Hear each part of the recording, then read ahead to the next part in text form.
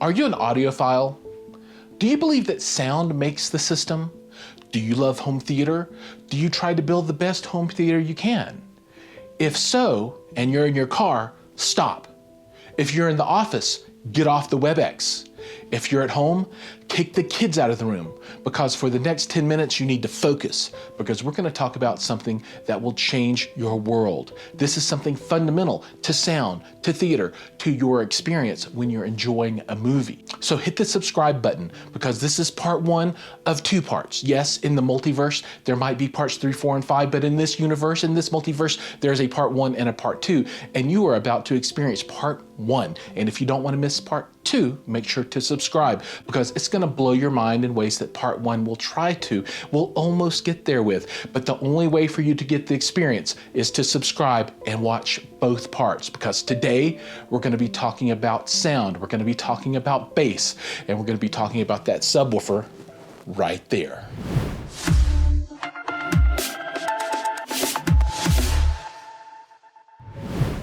Welcome back, fanatics. Thanks so much for hitting that subscribe button, because I know you did it. And you know, as I said, today's all about the bass, and we're going to be looking at the M&K Sound X12 Plus. It's THX certified, and it's one of their new subwoofers that they've dropped over the last 6 months. So they've released a lot of models, but the X series, the X Plus series, is really interesting because it's a dual driver setup, and this comes in the 10-inch version, a 12-inch version, which this one is, and then a big whopping 15-inch version, which I can't wait to get my hands on and check out, but that'll be more toward the end of the year. Now, the THX certification we've dug into already. If you didn't see that video because you weren't subscribed and you didn't get notified, there's a link up here that you can check out. And that's a really deep dive with M&K Sound and THX, and they talk about what that specification means and the different kinds of THX certification and what that would mean for you in your room. So go and check that out. Today, though, in part 1 of 2, we want to look at the beginning steps of ownership for this kind of subwoofer, so you can kind of apply the experience to what it might be like in your room. And that's going to break down into 2 pieces. One, that's looking at the subwoofer, what is it like to get it, and we'll take it out of the box and I'll show you what that looks like.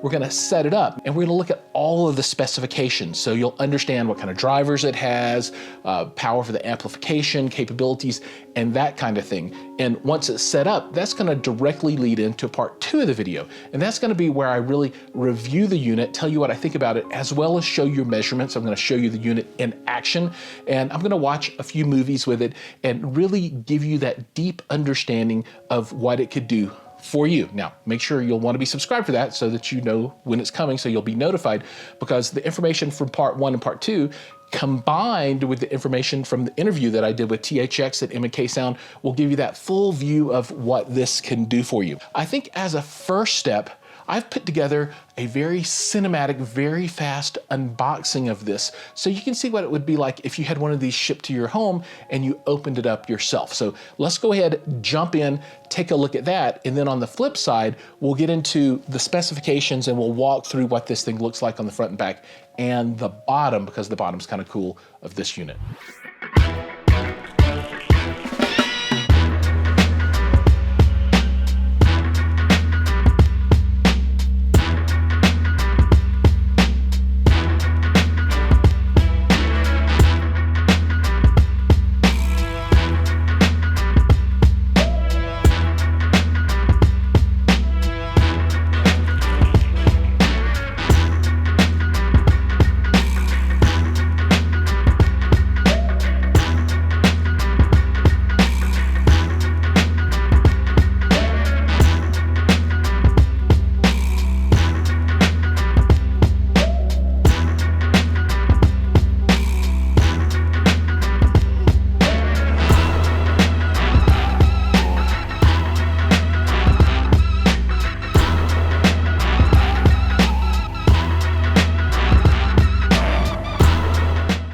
Here we are looking at the front of the subwoofer. As you can see, there's one big old 12-inch driver pointing at us.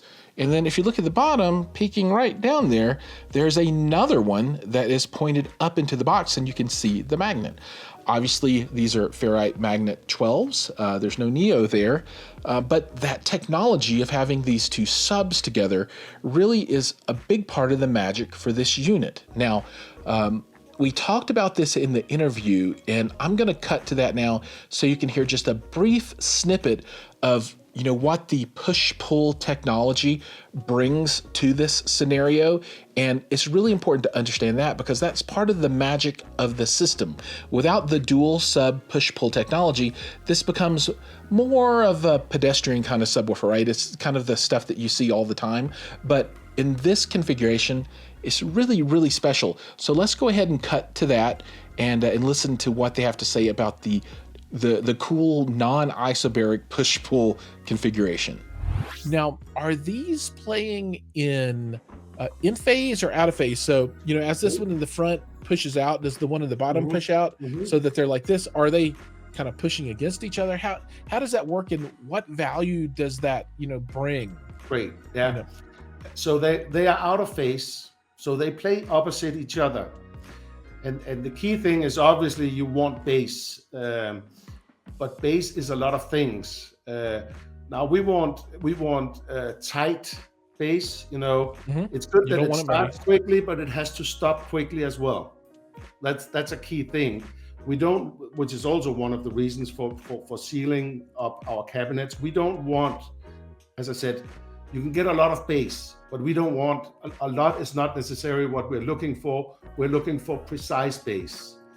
Having two drivers working this way means that we minimize distortion, because they work opposite of each other. The two drivers work opposite, and any distortion that they do generate will be eliminated in the cabinet. So that's one of our key things, is that we want to make sure that it gets as little distortion as possible. We also want to make them as compact as we possibly can and still get our THX certification. Right. We meet their requirements. And you could say, well, what's the idea of going down to 18 hertz or 16 hertz or whatever, because you can't hear it anyways. But the fact that it's there, and that it's precise all the way down there, that's a key thing for us, that we know it will deliver what it should deliver, and it should be precise. As I said, one of the key things is it's great that it starts quickly and precisely, but it has to stop as well.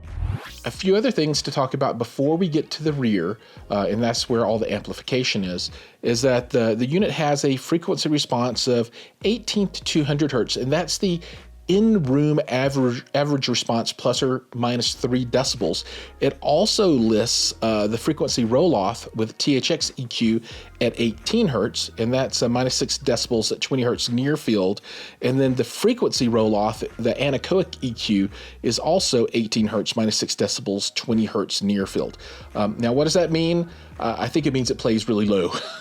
Right? 20 is kind of the cutoff before you get to the subsonics, and in all scenarios, this thing is definitely dipping underneath that. So I don't think you're going to have any concerns around the subterranean depths that this subwoofer can dig to. Now, let's flip this to the back, and as we flip to the back, I'm going to throw up some footage so you can see what the subwoofer looks like on the bottom, and this is what the rear of this one looks like, which is pretty cool. So let's check that out, and then we'll get to the back where the amplification is.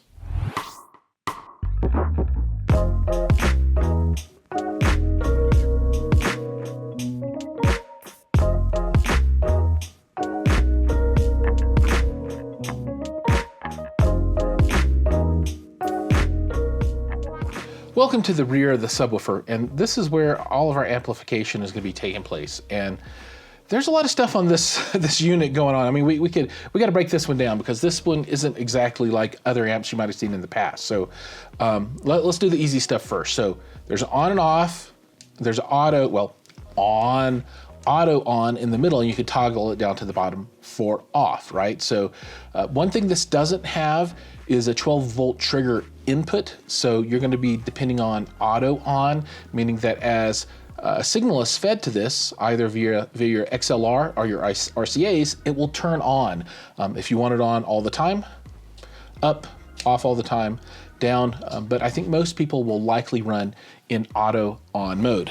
There's a 2-pole power plug here to get your juice in, and it is 100 to 230 volt capable, so you don't need to worry about your power. Whatever you got, just plug it in there and you'll be good to go. Now, let's start, I guess, on the simpler side and move to the little more interesting side. So you got variable phase, so this is infinitely variable, and you can spin this thing up to 180 degrees and down to 0. So if you think about a sine wave, you know, you can put your phase anywhere on this side of phase up to that 180 degrees. So if you need to time delay this, you know, you're really shifting that sine wave over, right? So you can align it with other sine waves. So as you adjust your phase, you can get everything where it's constructive or deconstructive, or aligns better with the sound coming out of your mains. And that's what this phase does, right? It kind of slows things down or speeds it up, meaning it shifts it in time. Enough of dissertation about that, though. Now let's get to the filtering, right? So this is crossover, and this switch can be in one of 3 different positions. You can go into the bottom position, which is no low pass THX mode, and that means that you're really going to do all of your crossover upstream in your processor or your AVR. You can go to the middle section and use a variable low pass, right? And this goes, it's listed here up to 125 down to 50. And you just twist it around where you want it to be at. This is good if you're going to integrate this in with music, right? And it's kind of cool because if you had 2 of these and you wanted to put this into a 2-channel system, you could use XLR out of your preamp, go into your balanced input, right? And then come out, right? And then if you just wanted to use one, you could balance left and right in with those out and peel that off and use the bass with one. So this is kind of cool because it's got what I would consider to be kind of higher end capabilities if you want to use this in something other than just a pure home theater environment.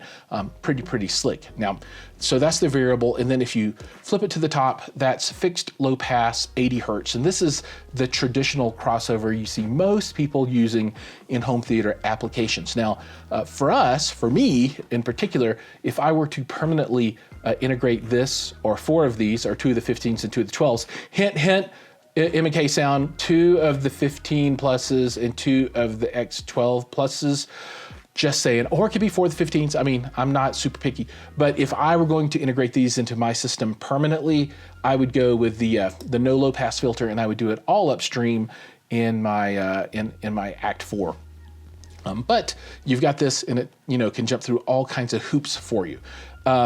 Now there are 2 different EQ settings here, and you can go into anechoic MK EQ or THX bass EQ.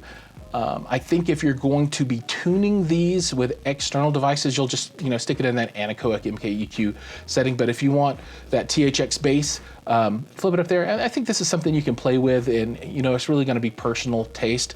I think I would likely be down here in anechoic mode myself because I'm going to tune this upstream. Now we get over into this section. So let's talk about here first. So you've got inputs left and right. Now, one thing that I don't like is that these are all colored white, and I would prefer to have red and white. Yeah, I know it's nitpicky, but that's me.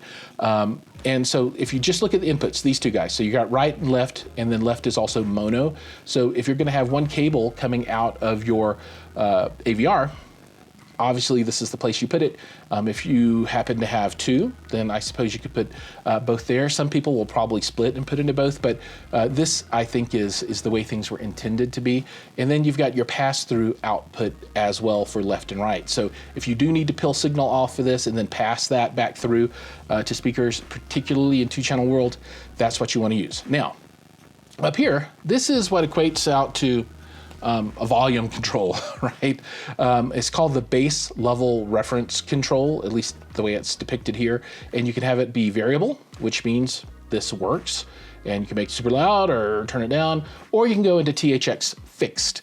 And for me, I would likely have this set variable so I can level set the different subs throughout the room so that you know, they're matched, do some gain matching, that kind of thing. But if you want to, you just go into THX fixed. I mean, this is all THX interesting stuff. So you could go THX fixed with THX bass and no low pass filter in THX mode, and then bam, you're running the THX settings. For me, I like control, so I'd keep it in no low pass THX mode, then put it in anechoic M&K EQ, and then I would put this in variable, and that way I can kind of control this and get it where I want to level match with the rest of the subs in the room. Now, that is the setup for this. And when I use this, the way that I'm going to set this up is I will have an XLR coming in, and likely will be balanced input right. And I guess I could split it and put it to both of them. I'll play with it and see what happens, but I think probably balanced input right will get me where I need to be. My phase is gonna be set at 0, as that I'm gonna tune upstream for this. So I'm not really gonna use this to control phase, and then the settings as I discussed before. So that is going to be the Giles McCoy Home Theater Fanatics testing configuration for this particular subwoofer. Now, let's pan across this, and I'll call out a few more specs, power ratings, and that kind of stuff so you can hear those as well. The amplifier provides 600 watts of RMS power and 1,200 watts of peak output power. At 300 watts into 4 ohms, the THD is 0.5%. The subwoofer is 28.7 inches tall, 17.7 inches wide, and 15.2 inches deep. All I can say is that after that deep dive, I'm super excited to see and hear what this subwoofer is going to be able to do. Now, make sure that you subscribe so that you'll be notified when part 2 drops. That's going to be the part with the measurements. And remember, the measurements will be using the Home Theater Fanatics standard subwoofer measurement technique, meaning that you can compare these measurements to subwoofers that I've done in the past and prior videos, so you can kind of see how this thing stacks up against others that we've looked at before, because we have the subwoofer in the same room, in the same spot, with the same equipment, the same tools, the same everything. I think you get the point. So you can see relatively how it stacks up. And I think it's gonna stack up really, really, really well. So make sure you're subscribed so you'll see when that video drops. And if you have any questions, make sure to like and comment and drop those down below. And if you wanna talk about it, feel free to show up for the every Tuesday live stream. Tuesdays, 8 p.m. Mountain Time. At the end of every episode, I'll take your questions and we can talk about this or whatever you would like, so that you can get the information that you need to make your home theater the best that it possibly can be. So with that, thanks again so much for watching, and I'll see you in the next video.